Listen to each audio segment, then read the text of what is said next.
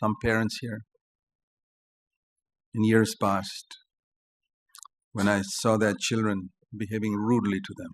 నేను ఇక్కడ కొంతమంది తల్లిదండ్రులను హెచ్చరించాను. వారి పిల్లలు వాళ్ళతో దురుసుగా ఉంటున్నప్పుడు I said, don't ever allow your child to do that to you as a father. ఒక తండ్రిగా మీ పిల్లలు మీతో అలా మాట్లాడటానికి మీరు అనుమతించొద్దు అని చెప్పాను. I don't know whether they took me seriously. The children are gone astray. వాళ్ళు ఎంత తీవ్రంగా తీసుకున్నారో నాకు తెలియదు, కానీ వాళ్ళ పిల్లలు దారి తొలగిపోయారు. Don't allow your children to speak rudely. There are only two things primarily that you must be very careful with. మీ పిల్లలు మీతో దురుసుగా మాట్లాడేటట్లు మీరు అనుమతించొద్దు. ముఖ్యంగా రెండు విషయాల్లో మనం ఎంతో జాగ్రత్తగా ఉండాలి. Children must respect parents, and that means also older people. పిల్లలు తల్లిదండ్రులని గౌరవించాలి, అంటే వాళ్ళకంటే పెద్దవాళ్ళని కూడా. I would not allow my children to speak rudely to anyone older than them, even to a servant in the house. వారికంటే వయసులో పెద్దగా ఉన్నవారి ఎడల దురుసుగా మాట్లాడటాన్ని నా పిల్లలు నేను ఎప్పుడు అనుమతించను, ఇంట్లో పనిచేసే పని మనిషినైనా సరే. But I've seen some CFC children who speak rudely to some servant working in the house. కానీ కొంతమంది సిఎఫ్సి పిల్లలు వాళ్ళ ఇంట్లో పనిచేసే పని మనిషి మీద దురుసుగా మాట్లాడటం నేను చూశాను. It gives me the shivers. నిజంగా చూసి నాకు ఎంతో వణుకు పుట్టింది. I say, I'm scared what's going to happen to this child when they grow up. Just because they're in a lower class of society. ఈ పిల్లలు పెరిగిన తర్వాత ఏమవుతారో అని, సమాజంలో వాళ్ళు తక్కువ స్థానంలో ఉన్న కారణాన్ని బట్టి. Yeah, these are the things, if you're not careful, our children pick up certain habits. వీటన్నిటిలో మనం జాగ్రత్తగా లేనట్లయితే మన పిల్లలు కొన్ని అలవాట్లని నేర్చుకుంటూ ఉంటారు. It's very difficult to change it later. Like they say, if you want a tree to grow straight, if it's growing crooked as a plant, straighten it, put some ropes and make it straight. If you allow it, try to change it after a few years, it's impossible. ఆ తర్వాత వాళ్ళు మార్చబడటం కష్టంగా ఉంటుంది. ఎందుకంటే చాలా మంది చెప్తారు, మొక్క చిన్నగా ఉన్నప్పుడే వాళ్ళు తాళ్ళు కట్టి అది కట్టి నిలువుగా చేయొచ్చు, ఆ తర్వాత కొన్నేళ్ల తర్వాత దాన్ని నిలువుగా చేయటం కష్టం అవుతుంది. So teach them to respect. That's number one. Very important to speak respectfully. మొట్టమొదటిగా మనం వారికి బోధించాల్సింది ఏంటంటే వాళ్ళు గౌరవంతో మాట్లాడాలి. Go and apologize to mommy immediately before you do anything else. నువ్వు ఇంకో పని చేయకముందే వెళ్ళి అమ్మకి క్షమాపణ చెప్పు. Don't spare them. ఆ విషయంలో వారిని విడిచిపెట్టకూడదు. And secondly, never allow them to tell lies. రెండోది ఏంటంటే వాళ్ళు అబద్ధాలు చెప్పేటట్లు మనం అనుమతించకూడదు. That's very serious. The Bible says children go astray telling lies from birth in the Psalms.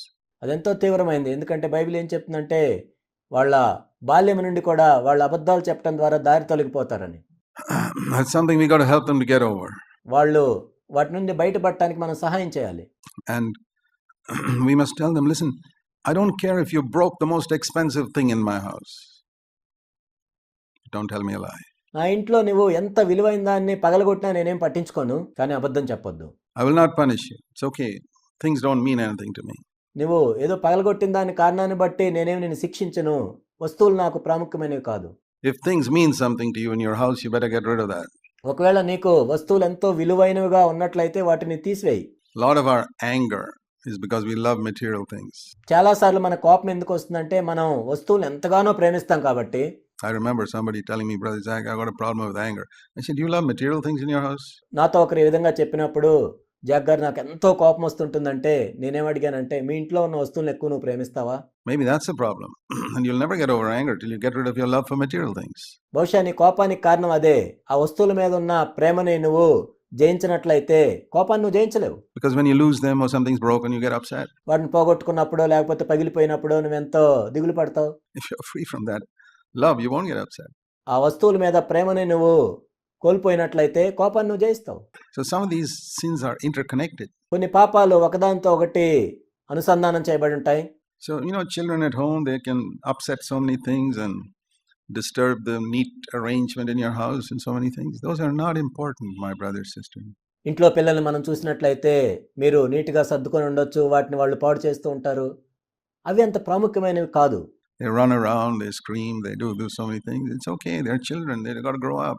వాళ్ళు ఇంట్లో అరుస్తూ ఉంటారు, తిరుగుతూ ఉంటారు, వాళ్ళు చిన్నపిల్లలు, వాళ్ళు అలానే పెరుగుతూ ఉంటారు. But the things we need to really correct them in is speaking respectfully and telling the truth always. కానీ మనం వారికి నేర్పించాల్సింది ఏంటంటే ఎల్లప్పుడూ కూడా గౌరవంతో మాట్లాడాలి, రెండోది ఎల్లప్పుడూ సత్యాన్నే మాట్లాడాలి. Those are the things we have to highlight and emphasize. And if we start from the beginning, ఆ రెండు విషయాలనే మనం ఎప్పుడు కూడా చెప్తూ ఉండాలి, వాళ్ళని సరిచేస్తూ ఉండాలి. ప్రారంభం నుండే మనం అవి చేస్తూ ఉన్నట్లయితే and they understand, don't think they have to be 4 years old before they understand. వాళ్ళకి అర్థం అవ్వాలంటే 4 సంవత్సరాలను రావాలని అనుకోవద్దు. 1 year they can understand the word no. It's amazing. 1 సంవత్సరం పిల్లలకే అర్థమవుతుంది కాదు అనే మాట వాళ్ళకి అర్థమవుతుంది. ఎంత అద్భుతం. And they are pretty sharp and quick to disobey. కానీ వాళ్ళు ఎంతో చురుగ్గా ఉంటారు, ఎంతో త్వరగా అవిదే చూపించాలని కూడా చూస్తుంటారు. I've forgotten how my own children were because it happened so long ago, but I got a second chance now seeing my grandchildren. నా పిల్లలు ఆ వయసులో వాళ్ళు ఏం చేశారు నాకు గుర్తులేదు, ఎందుకంటే ఎన్నో సంవత్సరాలు అయింది. కానీ ఇప్పుడు నాకు రెండో అవకాశం వచ్చింది, నా మనవాళ్ళని నేను చూస్తున్నాను ఇప్పుడు. And I remember seeing one of my grandchildren walking up to the stairway in the house. నాకు గుర్తుంది ఒక మనవడు మెట్లు ఎక్కుతూ ఉన్నాడు. And the father said no, because it's too small to go up the staircase, it'd fall down. తండ్రి చెప్పాడు అటు వెళ్ళొద్దని, ఎందుకంటే నువ్వు చాలా చిన్నవాడివి, ఆ మెట్లు ఎక్కితే పడిపోతావని. But turned around and came back. వెనక్కి వచ్చాడు. It's only 1 year old. The next year, next day. 1 సంవత్సరమే ఆ పిల్లవాడికి. తర్వాత రోజు మరలా చూసినట్లయితే I saw the child going up to the staircase and looking back. మరలా ఆ మెట్లు ఎక్కుతూ వెనక్కి తిరిగి చూస్తున్నాడు. What did that indicate? Is anybody watching me? ఏంటి దాని అర్థం? ఎవరైనా నన్ను చూస్తున్నారా లేదా? No different from any other child in the world. Exactly the same. Exactly like you and I were when we were 1 year old. ఈ లోకంలో ఏ పిల్లలకి కూడా తేడా ఉండదు, అందరూ అలానే ఉంటారు. నువ్వు నేను కూడా 1 సంవత్సరం వయసులో ఉన్నప్పుడు అలానే ఉన్నాం. We have to help them, వారికి మనం సహాయం చేయాలి, to guide them in the right path. Just like we take a knife out of their hand, even if they scream. సరి అయిన మార్గంలో వాళ్ళు నడవాలని. ఒకవేళ వాళ్ళు ఏడ్చినా అరిచినా వాళ్ళ చేతిలో ఉన్న కత్తిని మనం తీసుకుంటాం. We have to discipline them, correct them, even if they scream. వాళ్ళు అరిచినా ఏడ్చినా వాళ్ళని మనం శిక్షించాలి, సరిచేయాలి. We pray that all our children will be saved. మన పిల్లలందరూ కూడా రక్షించబడాలని నేను ప్రార్థిస్తున్నాను. It's one of the things I used to emphasize when I was here. We want every child in CFC to be in heaven. CFCలో ఉన్న ప్రతి చిన్న బిడ్డ కూడా పరలోకంలో ఉండాలి అని నేను నొక్కి చెప్తూ ఉండేవాడిని. We don't want one of them to be lost. ఇందులో ఒక్కరు కూడా నశించిపోవడానికి వీల్లేదు. And we strive. And I know I have striven all these years. ఈ సంవత్సరాలన్నీ కూడా నేను ఎంతో పోరాడాను దీనికోసం. To direct parents in that way, but it cannot be done just by the elders in the church. You have to cooperate too. తల్లిదండ్రులు అందరూ కూడా ఆ దిశగా వెళ్ళాలని మేము ఎంతగానో పోరాడాం. అయితే కేవలం సంఘ పెద్దలు చెప్తే మాత్రమే సరిపోదు. తల్లిదండ్రులుగా మీరు కూడా ఆ విషయంలో కోఆపరేట్ చేయాలి. And it can be done. See some of the excellent young people అది సాధ్యమే. ఇక్కడ కొంతమంది అద్భుతమైన యవనస్తులు మనం చూసినప్పుడు that we have seen growing up in CFC. వాళ్ళు CFCలో ఎదుగుతూ ఉన్నారు. Not excellent in terms of being gifted or they got big jobs. No. I'm not worried about all that. But who are humble. ఇక్కడ ఎంత గొప్పగా ఎదుగుతున్నారంటే ఏదో వాళ్ళకి అనేక తలాంతులు ఉన్నాయని, లేకపోతే పెద్ద పెద్ద జీతాలు వచ్చే ఉద్యోగాలు వచ్చాయని కాదు. వాళ్ళు ఎంతో దీనులుగా ఉన్నారు. Who will speak to the most ordinary, poorest person here. ఇక్కడ ఉన్న ఎంతో పేదవాళ్లతో, సామాన్యులతో కూడా వాళ్ళు మాట్లాడగలుగుతున్నారు. That is greatness. అదే గొప్పతనం అంటే. Not that, don't boast that your children are highly qualified and earn a lot. That's a lot of rubbish. There are people in the world who do that. మా పిల్లలు బాగా చదువుకున్నారు, ఎంతో డబ్బులు సంపాదిస్తున్నారు అని అతిశయించొద్దు. లోకంలో అనేక మంది పిల్లలు కూడా అలానే చేస్తున్నారు.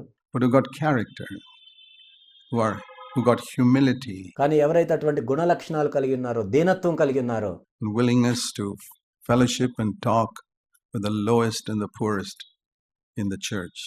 సంఘంలో పేదవాళ్లతోనూ తక్కువ స్థాయిలో ఉన్న వాళ్ళతో కూడా మాట్లాడటానికి, సహవాసం చేయడానికి ఇష్టపడుతున్నారు. May God help us to raise children like that. అలాంటి పిల్లల్ని మనం పెంచడానికి దేవుడు మనకు సహాయం చేయాలి.